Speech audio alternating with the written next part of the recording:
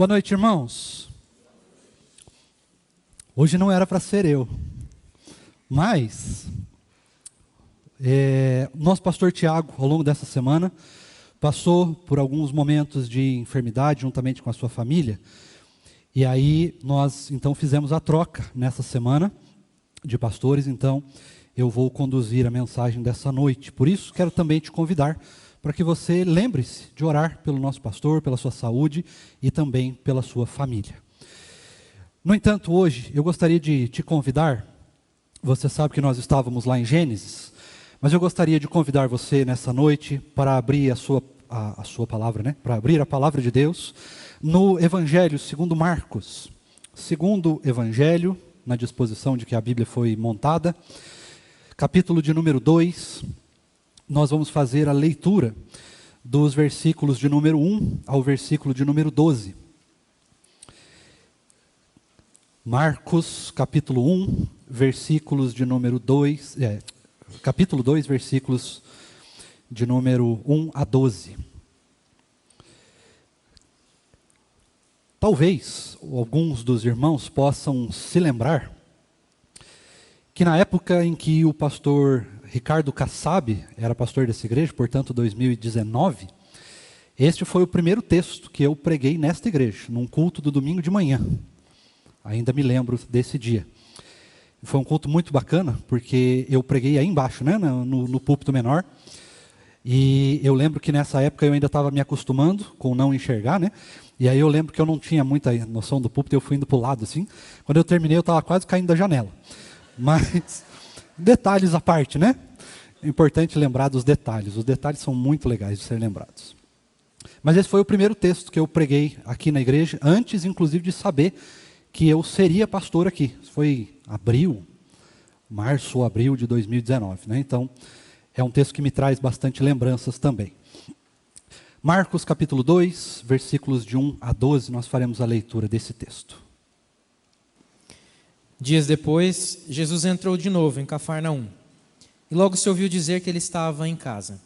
Muitos se reuniram ali, a ponto de não haver lugar nem mesmo junto à porta. E Jesus anunciava-lhes a palavra.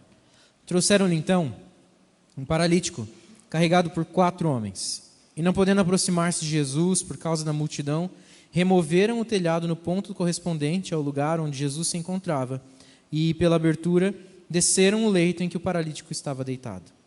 Vendo-lhes a fé, Jesus disse ao paralítico: Filho, os seus pecados estão perdoados. Alguns escribas estavam sentados ali, pensavam em seu coração: como ele se atreve a falar assim? Isso é blasfêmia. Quem pode perdoar pecados a não ser um que é Deus? E Jesus, percebendo imediatamente em seu espírito que eles pensavam assim, disse-lhes: Por que vocês estão pensando essas coisas em seu coração?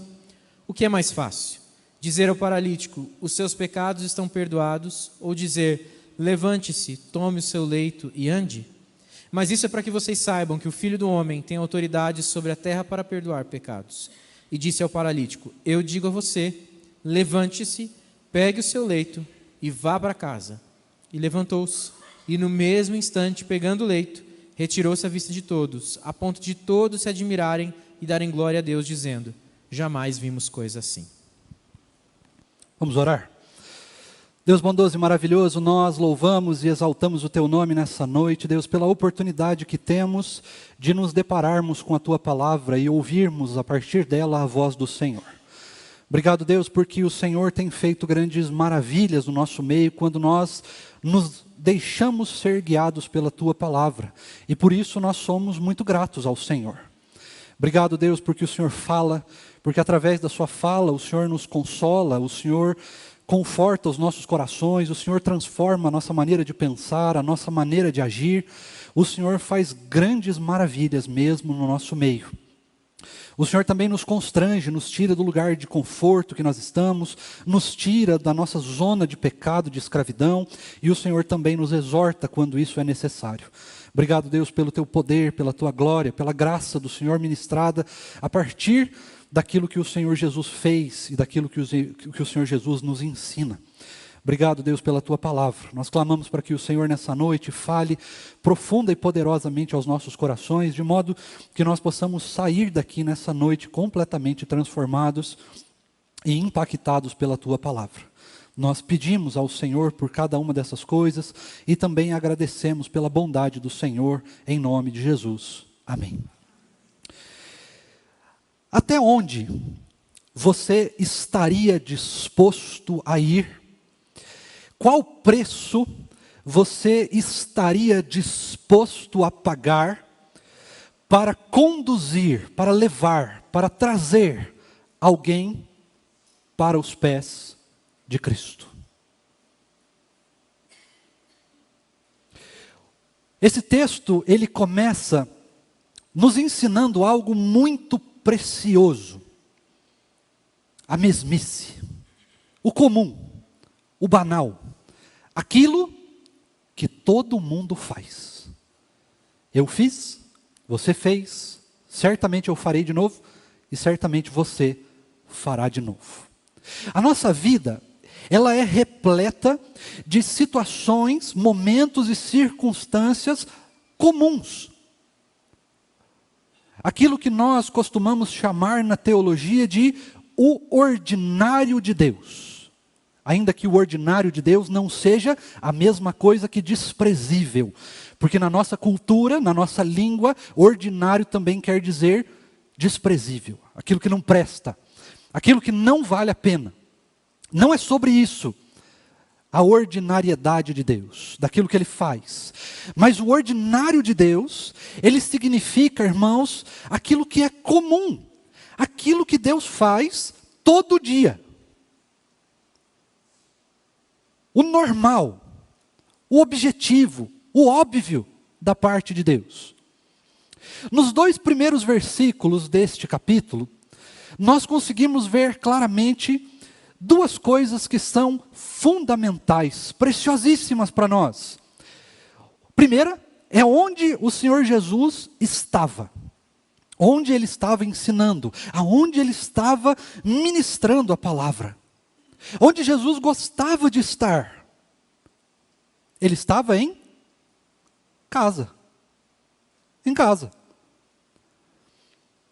Nesse caso não era a casa dele, mas era uma casa. Ele estava em uma casa. Ele estava ensinando.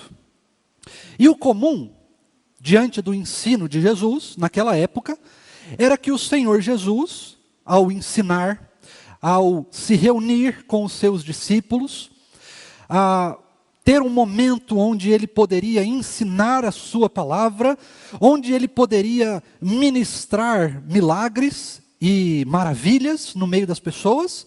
Qual era o comum? O comum era que as pessoas iriam se reunir ao redor de Jesus. Esse é o comum. Esse é o ordinário.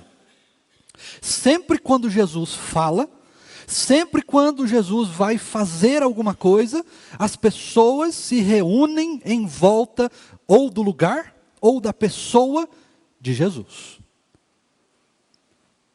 Talvez, diante do texto, da grandiosidade do texto, das lições que esse texto apresente, você esteja se perguntando, mas pastor, o que isso tem a ver com o resto do texto? Por que essa parte é tão importante? Eu explico para você. Porque quando nós estamos diante do ordinário, muitas vezes nós somos tomados por um sentimento de mesmice, de incapacidade, de normalidade, que nos leva a uma estagnação espiritual. Uma estagnação espiritual é aquele momento na vida do crente em que as coisas parecem que não vão para frente. Parece que não está dando certo. Parece que as coisas saem do nosso controle. A gente tenta fazer alguma coisa, mas não vai. Tem alguma barreira. Tem alguma coisa que impede de alguma coisa acontecer. A gente faz o trabalho das sociedades internas e ele não é desenvolvido. A gente faz um trabalho de evangelismo e parece que ele não vai para frente. A gente prega e proclama o evangelho para as pessoas e parece que nada acontece. A gente fala sobre o arrependimento de pecados e parece que cada vez mais aparece mais pecado. A gente muda as dinâmicas das coisas e parece que a coisa, ao invés de ir para frente, ela volta para trás. Parece que os nossos sonhos, os nossos objetivos, as nossas realizações ficam estagnadas. Tudo parece parado. Tudo parece mesmice. Nada se desenvolve do jeito que a gente gostaria. E a gente tenta, não estou dizendo que a gente não tenta não, a gente tenta, a gente muda as coisas, a gente não, vamos fazer desse jeito, vamos tentar desse jeito, mas é a mesmice. É o que todo mundo tentou. É o que todo mundo faz, é o normal, é o básico, é o mínimo. Isso é estagnação espiritual. E é por isso que essa parte do texto é tão importante antes da gente entrar de fato nas lições do texto. Porque isso era o comum. Jesus vinha falar alguma coisa. Se Jesus vinha falar alguma coisa, ele com certeza iria fazer algum milagre. E o que as pessoas iam fazer? Elas iam ouvir o Senhor Jesus falar e elas iriam procurar o Senhor Jesus para obter milagres, para obter alguma coisa, para conquistar alguma coisa, para que algo na sua vida mudasse. As pessoas têm o costume muito feio, muito ruim, muito triste, eu diria, de buscar o Senhor Jesus por causa daquilo que Ele pode oferecer, por causa daquilo que Ele pode dar, por causa daquilo que Ele pode fazer, e não por causa de quem Ele é.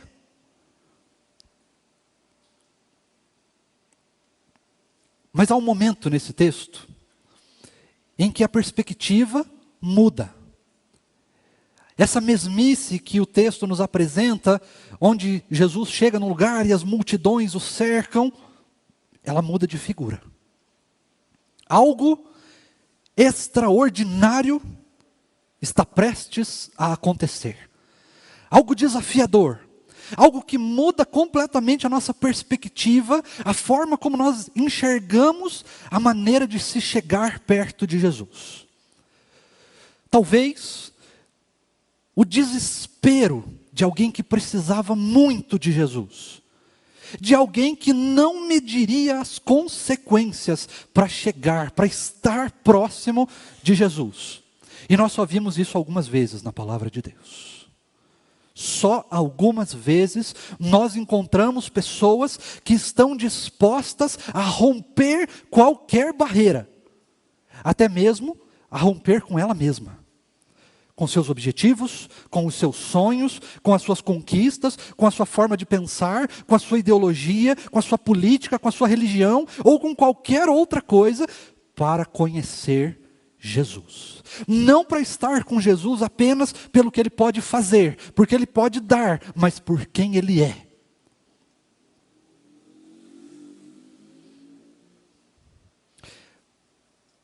Quatro amigos, no caso 5, né, porque um estava deitado, mas 4 amigos, decidem romper barreiras, decidem fazer algo inesperado, inescrupuloso, algo que desafia completamente todos os nossos sensos, e por muitas vezes nós olhamos para esse texto e achamos ele lindo, e ele é mesmo, mas nós achamos esse texto assim, de uma poesia, de um negócio tão bonito, olha que coisa linda, aquelas pessoas juntas ali, e elas vão levar o paralítico na presença de Jesus, que sentimento, né? que amizade, que coisa fantástica. Não se trata disso. Se trata de algo disruptivo. Porque essa atitude que eles tiveram desafia completamente qualquer lógica, qualquer senso de tudo naquela época. De tudo. Agora imagine você. Nós estamos aqui nesse momento na igreja, leves, descontraídos, nessa mensagem super leve, né? Começou tranquila. E cheios dos louvores, ainda as músicas estão no nosso coração, nós até podemos estar de vez em quando cantarolando uma parte delas, podemos estar pensando no texto que nós ouvimos, nas ofertas que foram dadas, nas crianças que estão agora no culto infantil. Nós podemos, depois que sairmos daqui, ainda sair cantarolando, ainda sair daquele jeito leve, tranquilo, satisfeitos com Jesus. Nós louvamos, adoramos, oferecemos ao Senhor, nós cantamos, nós ouvimos a palavra, saímos satisfeitos. Está tudo bem. Mas imagine que agora, eu queria muito poder que isso acontecesse de verdade, né? Mas imagine que agora, de repente você começa a ouvir uns barulhos no telhado. Uns barulhos no telhado, e de repente as telhas começam a se desprender, o forro é removido, pensando que isso fosse fácil de fazer, né? Mas o forro é removido, e então no nosso meio desce uma maca, uma cama, um colchão, e nesse colchão então tem uma pessoa que não pode andar, que não pode se locomover, baixada ali por cordas no improviso mesmo. Como que você conseguiria se sentir nesse momento? Qual seria a sua reação?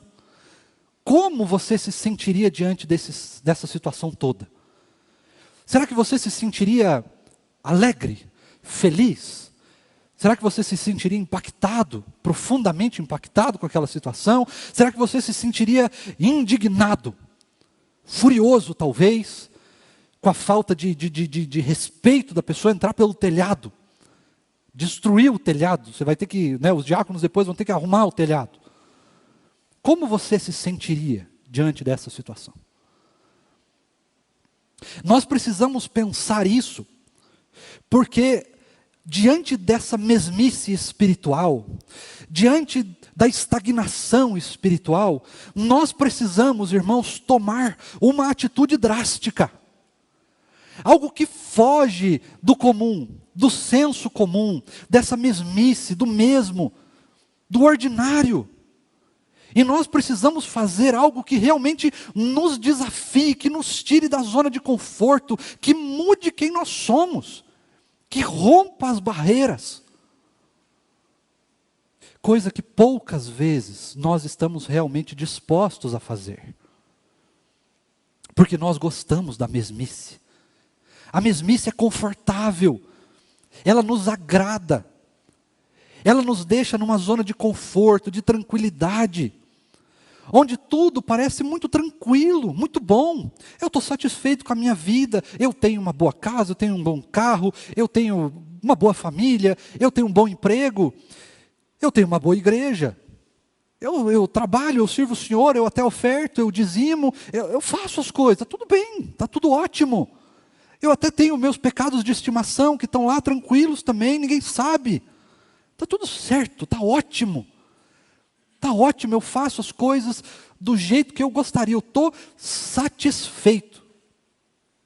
Será que isso é bom? Será que é isso que Deus espera de nós? Será que isso é realmente o que nós devemos estar procurando? O que nós devemos estar buscando diante de quem Jesus é? Diante daquilo que Ele fez na cruz do Calvário, por mim e por você, quando nós não merecemos.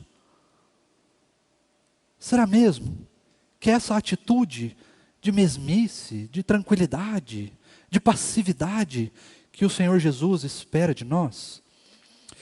E a primeira lição é justamente essa. Não é isso que o Senhor espera de nós. O Senhor espera de nós, irmãos, atitudes que surpreendam Ele. E o que quer dizer uma atitude que surpreende o Senhor? Não é simplesmente as atitudes racionais do dia a dia. O nosso dia já está cheio delas. Deus já está cheio delas. Ele conhece as nossas atitudes normais. Ele sabe a nossa hora de orar, Ele sabe a nossa hora de ler a Bíblia, Ele sabe a nossa hora de vir para a igreja, Ele sabe as coisas que nós vamos fazer, Ele sabe. Para Ele está ótimo, Ele sabe de todas essas coisas, até porque se não fosse o Senhor, nós nem faríamos essas coisas ordinárias. Antes mesmo que a palavra me chegasse aos lábios, tu já conhece. Ele sabe do ordinário da minha vida e da sua vida. Mas o que o Senhor espera de nós então? O Senhor espera de nós atitudes de fé, de ousadia na fé. E o que é uma ousadia na fé? É nos desafiarmos. É simplesmente, irmãos, nos desafiarmos. Como assim desafiar, pastor? Ainda está muito nebuloso. O que o senhor quer dizer? Eu quero dizer exatamente o que a palavra diz. O Senhor espera que a gente entre pelo telhado. Que a gente rompa os protocolos. Ah, pastor, então o senhor está falando de fazer bagunça. Não. Não é bagunça. Mas é fazer algo que nos desafie. Por exemplo, se você ora 10 minutos, que tal orar 10 horas? Pastor, não tem assunto para 10 horas. Ah, tem. Ah, tem. Se tem num churrasco. Se alguém consegue ficar 10 horas num churrasco batendo papo, você consegue ficar 10 horas falando com Deus. O problema, irmãos, é que nós não nos desafiamos a esse tipo de coisa. Por isso que é tão difícil. Por isso que é tão complicado. Tempo atrás não, domingo passado, até brinquei com o irmão. Ele estava indo embora, eu estava lá embaixo. E aí ele chegou para mim e falou, pastor, estou indo embora e tal, né? Deus abençoe e tal. E eu falei, por que estou indo embora? Vamos fazer uma vigília. Bora fazer uma vigília. Por que não? Por que não? Por que não? Porque nós estamos estagnados. Nós estamos na mesmice do dia a dia. Nós estamos confortáveis com o nosso comum. E talvez, se alguém fizesse exatamente o que aconteceu nesse texto e entrasse pelo nosso telhado, ou pela janela, ou de alguma outra forma surpreendente, nós não iríamos ficar impactados. Nós não iríamos pregar o evangelho para aquela pessoa, nós iríamos chamar o diácono e pedir para tirar. Porque nós não estamos acostumados com atitudes de fé. E quando eu digo atitudes de fé, eu não estou falando para você fazer loucuras. Eu não estou falando para você dar uma de doido, maluco, e fazer coisas irresponsáveis. Como, por exemplo, vamos dizer assim, a gente não tem dinheiro, mas vamos comprar um terreno de, 10 milhões e vamos construir uma igreja nova. Deus vai abençoar. Não é isso que eu estou falando. Não é irresponsabilidade. Mas é sair da zona de conforto, é dar um pouco mais, fazer um pouquinho além. Talvez muito além, dependendo do que você esteja praticando com o Senhor nesse momento. Do tamanho da sua intimidade com o Senhor nesse momento. Talvez orar 10 horas não seja necessário para você, mas 1 hora já está bom, porque você nem está orando. Você nem fala com Deus. Então talvez 1 hora só já é muito. Talvez você precise voltar a fazer jejum. Talvez você precise vir mais à igreja. Talvez você precise aceitar o desafio de ser professor da escola bíblica das crianças, como foi pedido. Vai consumir o teu tempo? Vai. Vai ser difícil? Vai. Vai exigir um certo sacrifício? Com certeza vai. Mas não vai ser muito bom? Não vai ser maravilhoso para você? Para o seu crescimento espiritual, para o crescimento espiritual da igreja, para o seu desenvolvimento? Vai ser fantástico. Mas você tem que sair da zona de conforto. Você precisa sair e romper com essa estagnação espiritual que nós estamos envolvidos. Precisa se romper com o ordinário. Mas talvez não seja o seu caso esse. Talvez você só precise de algo a mais. Talvez você precise dizer não definitivamente para o seu pecado de estimação. Talvez você precise, de fato, parar de dar desculpas e lutar contra o seu pecado. Pague o preço que tiver que pagar. Talvez seja isso que você precise fazer. Talvez seja isso que eu preciso fazer. Talvez seja isso que nós precisamos fazer juntos. Talvez você precise se desafiar a fazer novos amigos na igreja. A fazer novos relacionamentos. A estar com um grupo de pessoas novo, diferente, para poder impactar a vida delas também. Eu não sei qual é a necessidade que você precisa, que você tem, de se desafiar. Eu não sei qual é a atitude de fé que você precisa tomar, mas nós precisamos tomar atitudes de fé. constantemente. Porque aí não vai ser extraordinário as nossas atitudes de fé. Elas vão ser o nosso ordinário.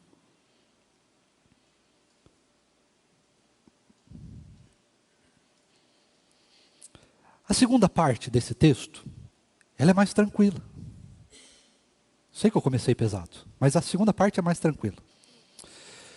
Depois desse ato extraordinário, que eu e você precisamos tomar mais, precisamos nos desafiar mais a fazer também. O Senhor Jesus, diante dessa situação constrangedora, diferente, estranha, talvez esquisita, ele tem uma atitude ainda mais esquisita. Porque, como eu sempre tenho falado, a lógica de Cristo não é a mesma que a nossa. Qual era o pedido? Qual era a situação? O que levou aqueles homens a fazerem o que eles fizeram? Eles levaram aquele homem porque eles queriam que ele fosse curado. Eles sabiam quem Jesus era, muito provavelmente, tinham ouvido histórias, se desafiaram, tomaram uma atitude extraordinária de fé e levaram aquele paralítico até Jesus. E aí Jesus vai agir de acordo com a fé deles. Ele vai agir de uma maneira completamente diferente do esperado, que é exatamente o que Jesus sempre faz. Ele sempre age diferente do que nós esperamos. A gente chega para Jesus com o plano A, e ele vem com o plano D. Tá, mas o B e o C, ele não está nem aí com o B e o C, ele está preocupado com o plano dele. Por isso que eu usei o D, né? D de Deus, no caso. Quando eu preguei recentemente, acho que em fevereiro, na igreja do Campo Magro, eu falei uma frase muito difícil, polêmica, pesadíssima. Exatamente nesse sentido desse texto, foi esse texto que eu preguei. E aí eu falei para eles, pastor Lucas, uma frase que é, para nós assim, como é que eu posso dizer assim? É uma frase, no mínimo desafiadora. Deus não está nem um pouco preocupado com aquilo que a gente quer. Nem um pouco preocupado com aquilo que a gente quer. Não é difícil ouvir uma frase dessa? Talvez você fale assim, pastor, não tem nada a ver com o que você está falando. Deus está sim preocupado com as nossas vidas, Ele está preocupado com a gente. Sim, Ele está.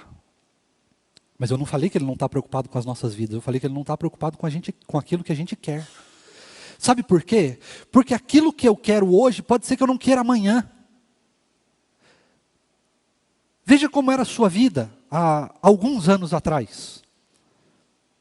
Para os mais novinhos, para os mais velhos, para os Luiz Alves. Né?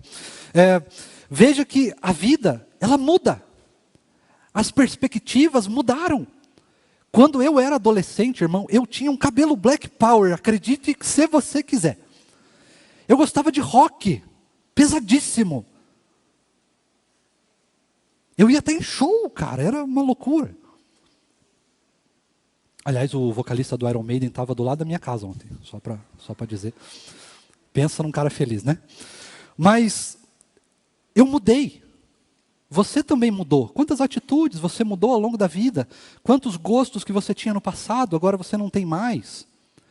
E nós estamos constantemente sendo atraídos e atribulados pelos nossos falsos desejos. E é por isso que Deus não está preocupado com os nossos desejos. E por isso que quando muitas vezes nós levamos um desejo diante da parte de Deus, diante do trono da graça de Deus, Ele diz não. Ele não nos atende. Porque aquilo é só um desejo passageiro. Ou, pior, é um desejo que a gente não precisa. Não precisa. Eu raramente... Eu realmente vejo Jesus fazendo isso, sabe? A gente chegando para Jesus, fala, Jesus, eu quero um carro novo. E Jesus, para quê? O teu já não está bom? Ele não anda? Tem alguma coisa errada com ele? Claramente, irmãos, eu vejo a gente chegando no trono de Deus, para quê? Que você está pedindo isso? Que diferença vai fazer na sua vida isso? Você não quer pedir um pouco mais de fé, não? De repente, mais tempo comigo em oração?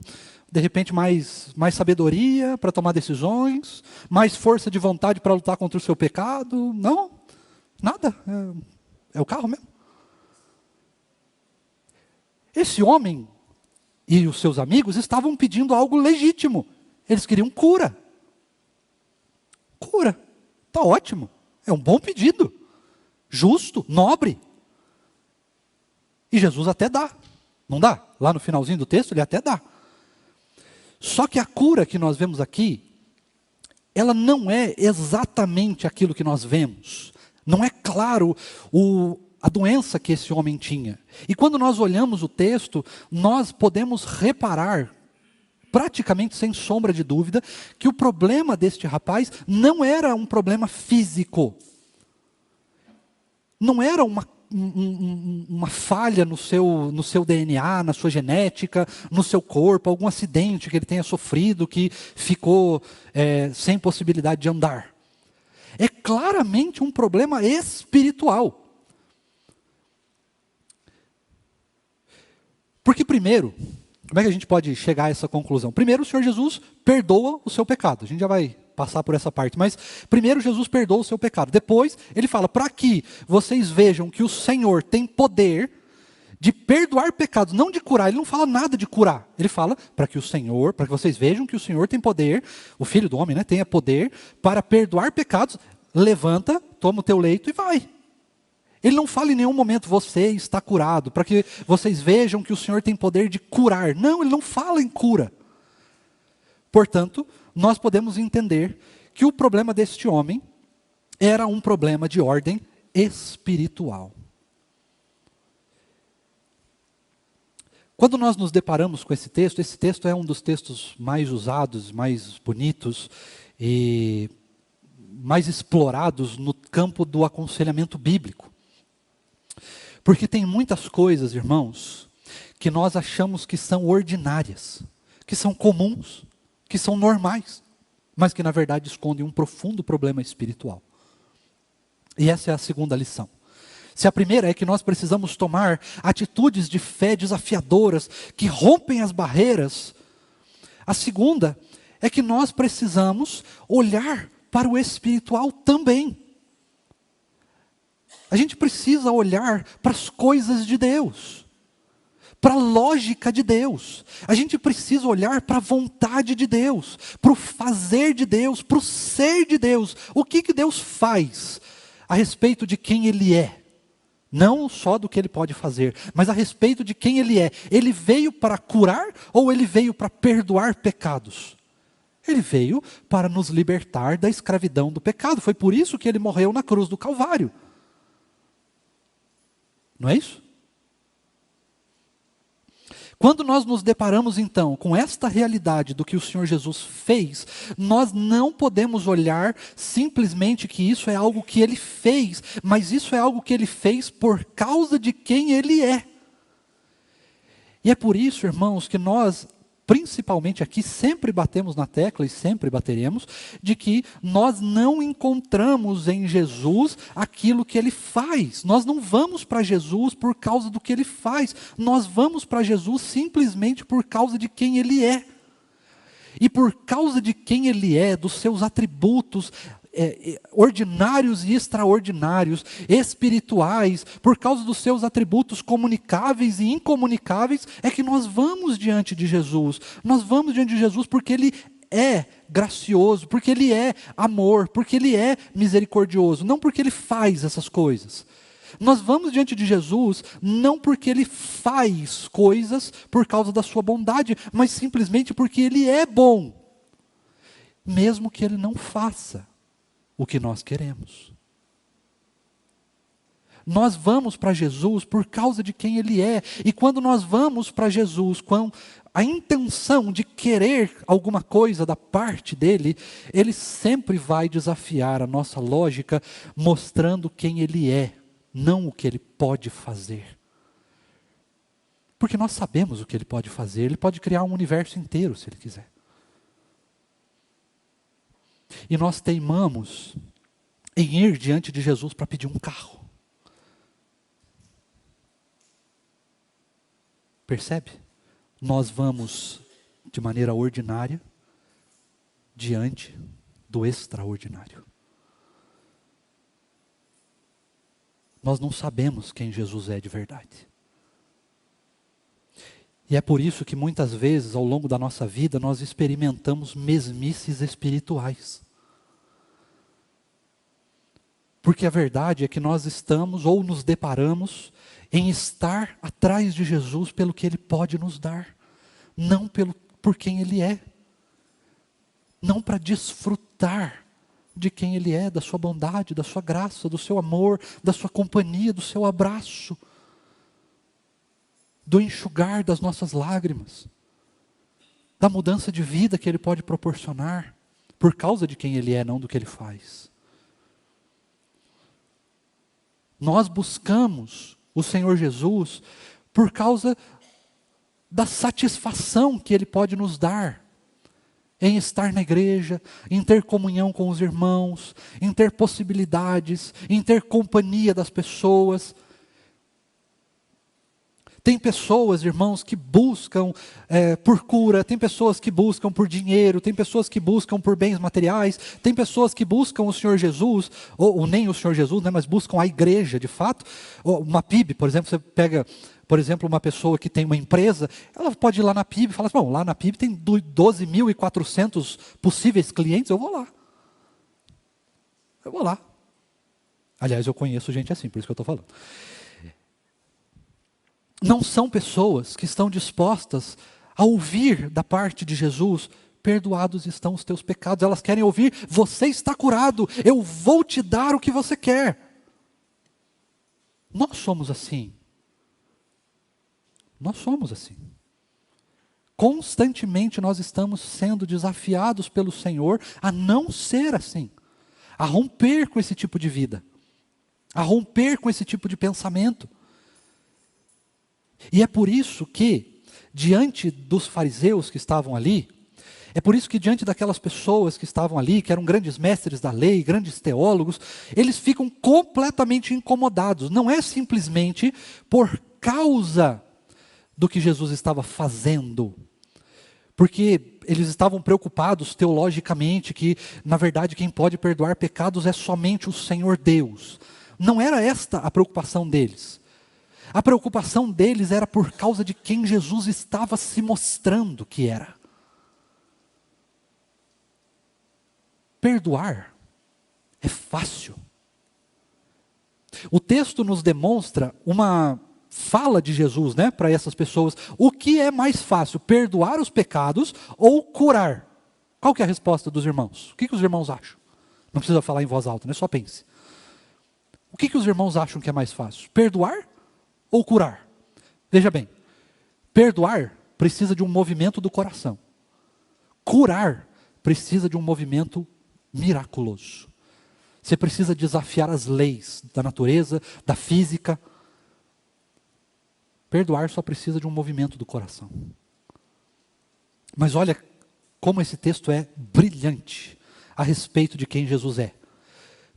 Qual é mais fácil? Curar, para Jesus, né? Qual é mais fácil? Curar ou dizer perdoados estão os seus pecados? Para curar, Jesus precisa fazer algo. Precisa de uma ação, de um movimento da parte de Jesus. Mas para perdoar pecados só precisa de quem Jesus é. Deu para entender? Só precisa de quem Jesus é. Perdoar pecados não é o que Jesus pode fazer, é quem Ele é. É a essência dEle. Por isso que é mais fácil para o Senhor Jesus sempre nos perdoar.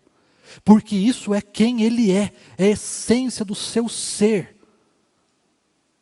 E quando nós olhamos para esse texto, nós ficamos, não, com certeza perdoar é mais difícil. Não é.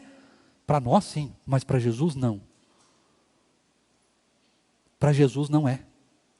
Porque isso é quem Ele é. E quando Ele age, quando Ele perdoa os pecados desse homem, Ele está de fato o curando da pior doença que existe. O problema deste homem não era que ele estava sem a possibilidade de andar, e com certeza não andar naquela época era milhões de vezes pior do que é hoje, ainda que hoje ainda seja difícil. Sabe por quê, irmãos? Porque diante da ciência, diante das mãos humanas, até diante mesmo das nossas limitações, nós até conseguimos curar algumas coisas. Quando não conseguimos, nós clamamos ao Senhor e Ele pode fazer um milagre. Pode. Nem sempre faz, mas Ele pode. Nem sempre está debaixo da vontade dele fazer isso, mas ele pode. Mas muitas vezes nós olhamos para os nossos problemas, para as nossas dificuldades, para as nossas limitações, nós olhamos para os problemas desse mundo, para as complicações desse mundo e achamos que elas são o nosso pior problema. Mas o nosso problema pior já foi resolvido se você crê em Jesus. Nós estamos perdoados dos nossos pecados. Nós já fomos perdoados. E quando o Senhor Jesus esteve na cruz do Calvário, Ele mesmo disse isso: está consumado. Eu tenho certeza que eu falei isso na semana passada.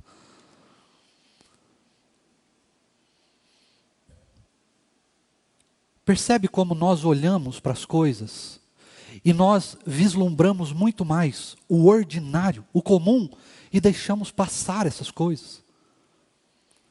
O mais importante, nós devíamos olhar para esse texto e nos regozijar nele de uma maneira impactantíssima. E nos olharmos, nos repararmos nesse texto e percebemos que aquilo que é mais importante já nos foi dado, já foi conquistado na cruz do Calvário.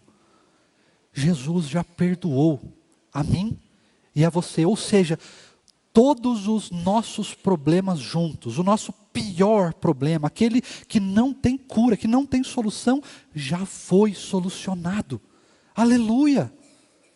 Glória a Deus por isso. Mas fala a verdade. Nós, comumente, ainda diante desse texto, ainda diante de tudo isso, não continuamos preocupados com os nossos problemas do dia a dia? Claro que continuamos. É claro que nós continuamos. E é claro que nós vamos continuar, porque esses problemas permanecem, eles ainda estão ativos. Mas, irmãos, a última lição desse texto, e concluindo, nós precisamos aprender a andar com Jesus, a andar com quem Jesus é, a desfrutar de quem Jesus é, a levarmos as pessoas diante de Jesus, a proclamarmos o Evangelho, a falarmos, a ensinarmos a respeito de quem Jesus é, não por causa do que Ele pode fazer, mas por causa de quem Ele é. E trazermos as pessoas para se relacionarem com Jesus, não com o que Ele pode fazer ou com o que Ele pode nos dar. Esse precisa ser o desejo claro e absoluto do nosso coração constantemente. Por isso, nós, irmãos, precisamos nos desafiar a um ato extraordinário, esplêndido, completamente disruptivo de fé. Mas nós também precisamos parar de olhar para o ordinário e olhar para o centro da pessoa de Jesus. E em terceiro lugar, nós precisamos aprender a não caminhar junto com o ordinário, mas a caminhar com Jesus. Assim, nós seremos desafiados. Assim, o ordinário se cairá por terra. E nós poderemos vislumbrar e nos deliciar, nos deleitar no extraordinário, não do que Deus faz, mas de quem Ele é. Amém? Que Deus assim nos abençoe, nos ajude, porque isso é desafiador para as nossas vidas. Eu quero te convidar nesse momento para que, se você puder, você se coloque de pé, nós vamos orar, pedindo que Deus nos ajude nesse sentido, para que Deus abençoe as nossas vidas, para que Ele continue nos movendo para o centro da sua vontade e para o centro da sua pessoa. Depois que nós orarmos, irmãos, eu vou impetrar a bênção, nós vamos cantar o Amém Tríplice, e então eu vou pedir para que você se sente de novo, porque daí eu e pastor Lucas vamos descer ali a porta para cumprimentarmos os irmãos, mas eu não quero que você vá embora, eu quero que você fique, você tome um cafezinho, mas que você também, além de tomar o café, possa também compartilhar de um abraço com seus irmãos, você possa falar de Jesus, possa falar da sua semana, possa pedir oração, possa ter um tempo de fato, de verdade, de comunhão com os irmãos aqui da igreja. Amém? Vamos orar? Deus maravilhoso, que desafio tremendo é abandonar o ordinário. Mas não simplesmente, Deus, abandonar o ordinário porque ele é desnecessário, ou porque ele é imprestável, ou qualquer coisa do tipo, mas abandonar o ordinário que nos faz mal, que nos leva para uma mesmice espiritual, que nos coloca numa zona de conforto, que nos leva para longe do Senhor. Esse ordinário nós não queremos na nossa vida. Este ordinário, Deus, nós clamamos para que o Senhor rompa, para que o Senhor nos faça abandonar, para que o Senhor nos faça desprezar este ordinário e nos faça buscar o extraordinário do Senhor. Nos leva, Deus, para momentos de uma real intimidade com o Senhor, Deus, de busca por uma intimidade ainda mais profunda com o Senhor, uma intimidade que não veja limites humanos, mas que possa se deleitar e se regozijar em quem o Senhor é.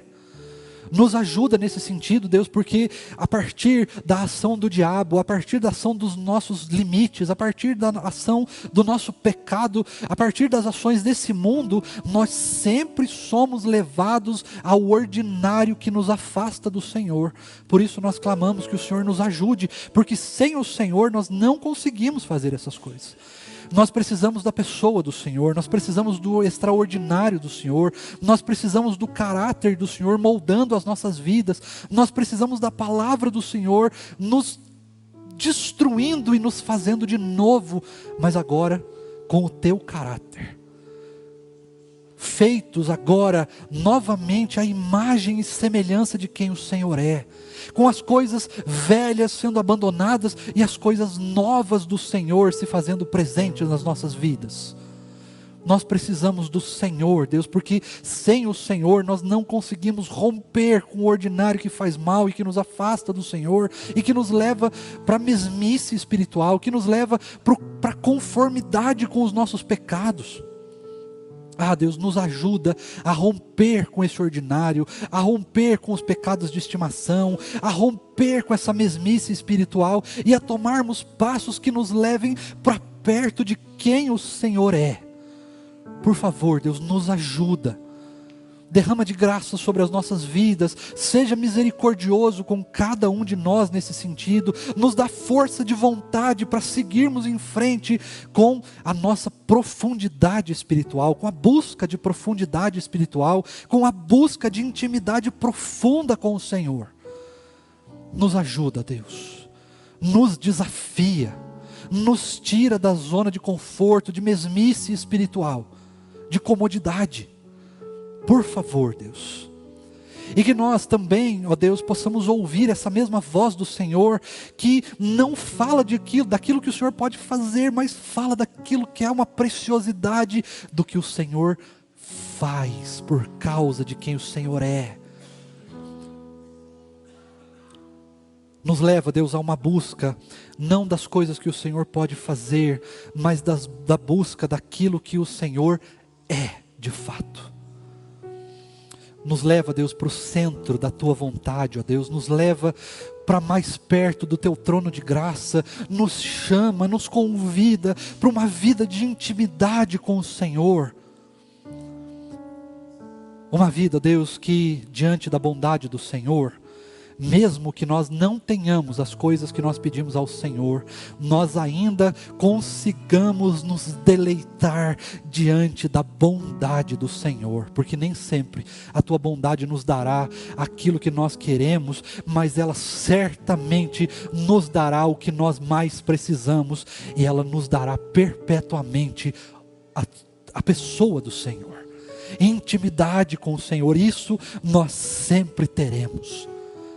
Obrigado, Deus, por todas essas coisas. Obrigado porque a lógica do Senhor nos desafia, porque a lógica do Senhor não é a mesma lógica que a nossa, porque o Senhor não faz aquilo que a gente quer, mas o Senhor nos leva para o centro da Tua vontade, que é boa, perfeita e agradável. Mas por favor, nos desafia e nos consola quando nós não somos atendidos com aquilo que nós estamos pedindo. Quando o Senhor nos pede para esperar, nos consola, Deus, nos conforta, porque nós somos limitados, nós somos pequenos, nós não conseguimos contemplar a grandiosidade da Tua graça, do Teu poder, da vontade do Senhor. Por isso nós pedimos, Deus, conforta o nosso coração, consola o nosso coração diante do não ou do espere do Senhor. Nos ajuda, Deus, a contemplar a Tua bondade, mesmo diante daquilo que nos parece algo que nós não desejamos e algo que nós não queremos. Nos ajuda nesse sentido, nós clamamos por cada uma dessas coisas, em nome de Jesus. E agora, Deus, que nós nos despedimos, nós clamamos, ó Deus, para que o Senhor nos leve em segurança para os nossos lares, para que o Senhor nos abençoe no nosso culto que prestamos particularmente ao longo da semana, esse culto que nunca acaba, nos abençoa, Deus, continua falando conosco, continua ministrando aos nossos corações, continua nos desafiando profunda e poderosamente, Deus, para que nós possamos romper com os nossos limites espirituais e possamos nos aprofundar ainda mais em quem o Senhor é, possamos conhecer o Senhor com ainda mais proximidade e profundidade.